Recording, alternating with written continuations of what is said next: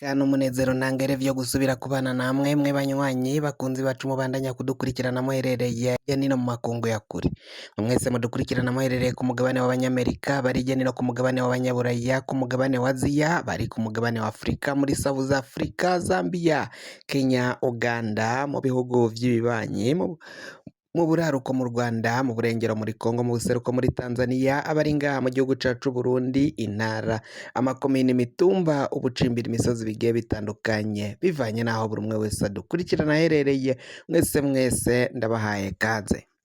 Fyonda subscribe niba ukoresha ururimi rw'icongereza canke niba ukoresha ururimi rw'igifaransa, fyonda sabone, hama uraca uja ngaha iburyo urafyonda no kwa kantu kameze nk'agakengeri. Amakuru, ibiganiro dutohoza umwanya ku mwanya bizoja bikugerako aho uzoba uherereye hose kw'isi.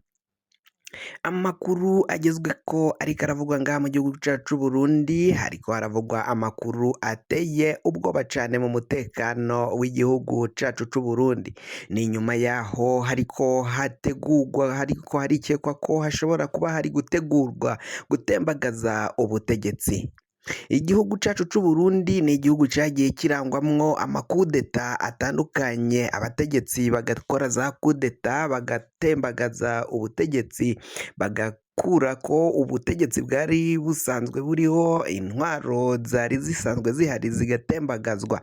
Varisito Ndayishimiye nawe rero kuri ubu ngubu ubwoba bwamwishe, atekewe n'icoba gikomakomeye cane ko ashobora gutembagazwa ku butegetsi. Ivyo turaza kubibashikiriza. Iyindi nkuru tuza kubabwira nuko ikiziga c'umuhisi Petero Buyoya natwaye igihugu c'u Burundi, yanakoze kudeta ubugira kabiri, yatembagaje ubutegetsi. Uyu Majoro Petero Buyoya yakoze kudeta inshuro zigira zibiri. Uyu niwe adasanzwe, niwe yakozemwo kudeta nyinshi nk'uko twari duhejeje kubibabwira ko rero hari icoba c'uko na Varisito Ndayishimiye yoba agiye gutembagazwa ku butegetsi.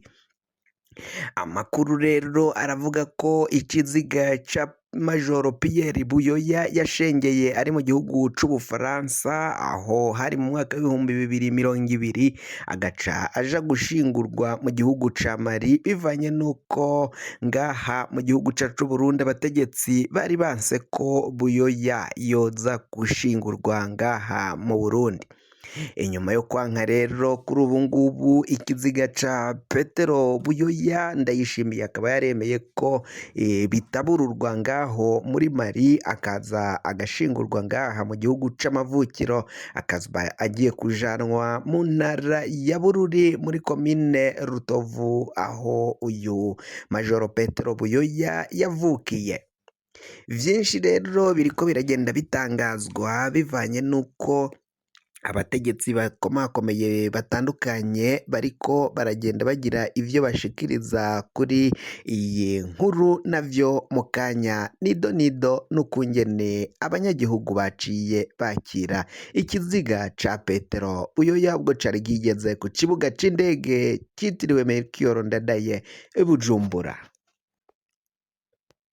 Nk'uko nari mpejeje kubibabwira rero, reka dusubire dutangure aya makuru kuri iyi nkuru y'ukungene ubwoba ari bwose kwa Ndayishimiye yuko ashobora gutembagazwa umwanya n'umwanya. Arabona ko afise ngo abagambanyi bakomakomeye cane, ngo kandi uwagambanye n'ikindi gihe nabwo yagambana. Ivyo vyose rero bikaba batekewe n'ubwoba bivanye nuko Generali Prime Niyongabo ngo kuri kino gihe babona ko atakiri umwizigirwa. Generali Prime Niyongabo yaragiye agambana ku bategetsi bwa Petero Nkurunziza ngo niwe muramira ngoma uhari, ariko kuri ubu ngubu ngo nanone umuntu yigeze agambana akaja mu kagwi k'abantu bateguraga gutembagaza ubutegetsi, baravuga ko badashobora kumwizigira. Naho uyu Prime Niyongabo yaciye yihinduka uruhande rwari rwateguye kudeta.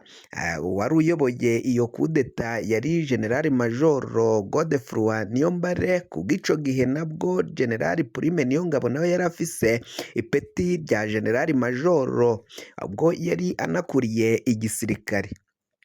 Uwari minisitiri w'ingabo General Cyrille Ndayirukiye n'uwari uyoboye aho bagomba kugenda bafata ibitandukanye, ibibuga by'indege, iradiyo, bagomba gutanga umusada, aho bari bafise ibimodokari bibiri bitamenwa n'amasasu byagomba gutanga umusada, ariko ngo baciye bihinduka. Godefroid Niyombare yari azi ko yavuganye n'abajejwe amabatayo yose y'igisirikari, abakomanda, ariko ngo vyaje guhera asanga bamwihindutse bivuye kuri General Prime Niyongabo.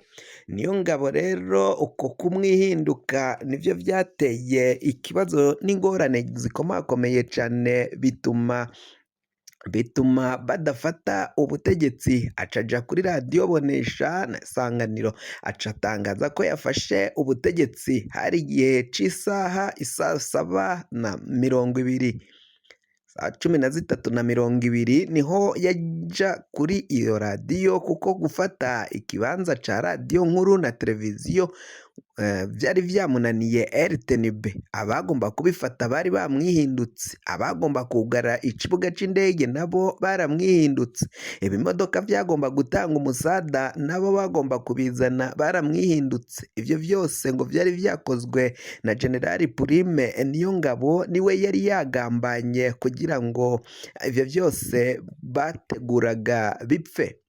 Kugambana kwa General Prime Niyongabo rero nuko yari ashaka ko ari we yagomba kuba umukuru w'igihugu, akaba ari we atangazwa ko yafashe igihugu, nk'uko ari we yari ayoboye igisirikare c'u Burundi ku bw'ico gihe mu mwaka w'ibihumbi 2015. Godefroid Niyombare nawe nk'umujenerali banganyaga ipeti, bose bari General Majoro, yanka kuvyumva kuko ari nawe yari yatanguje igitekerezo n'iciyumviro co gutembagaza ubutegetsi bw'umuhisi Petero Nkurunziza. Uyu General Prime Niyongabo nawe ngo yoba ari ishari yagize, bituma atabandanya gushigikira uwo mugambi, bituma yihinduka abo bari bariko barafatanya kugira ngo babogore igihugu, ahubwo yihindura uruhande, aca asubira kwa Petero Nkurunziza, acaja kumufasha. Mu kuja kumufasha rero ako kagwi kose kabari muri uyo mugambi yahise atangaza abaribo, bamwe barishwe, uwutarishwe. Mu guhindura uruhande rero vyatumye benshi abo bicwa, uwutarishwe yarafashwe arafungwa, uwutarafashwe ngo apfungwe yarahunze igihugu, harimwo na Kizigenza nyine yari ayoboye uko gutembagaza ubutegetsi, ari we General Majoro Godefroid Niyombare.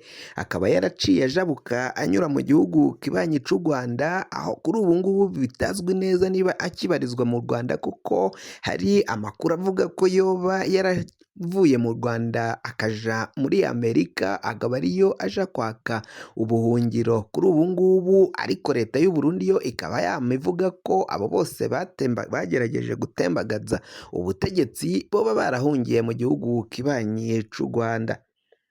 Ivyo rero biriko biragenda bivugwa, harimwo n'abapfuye, barasiwe mu myigaragambyo, mu myiyerekano yariko iraba ico gihe. Benshi mu Barundi iyo bibutse ivyo vy'ico gihe mu mwaka w'ibihumbi 2015, imitsi irarega, impanga igakamba.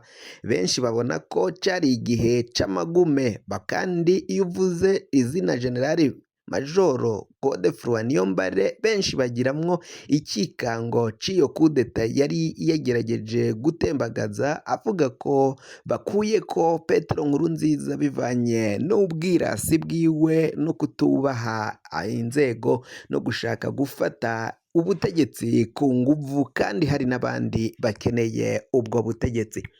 fyonda subscribe niba ukoresha ururimi rw'icongereza canke niba ukoresha ururimi rw'igifaransa fyonda sabone, hama uraca uja ngaha iburyo urafyonda no kwa kantu kameze nk'agakengeri, amakuru ibiganiro dutohoza umwanya ku mwanya bizoja bigushikira aho uzoba uherereye hose kw'isi. Mwe mwahejeje gufyonda subscribe kandi tukaba tubakengurukira cane muri abo kubahwa n'agahwane.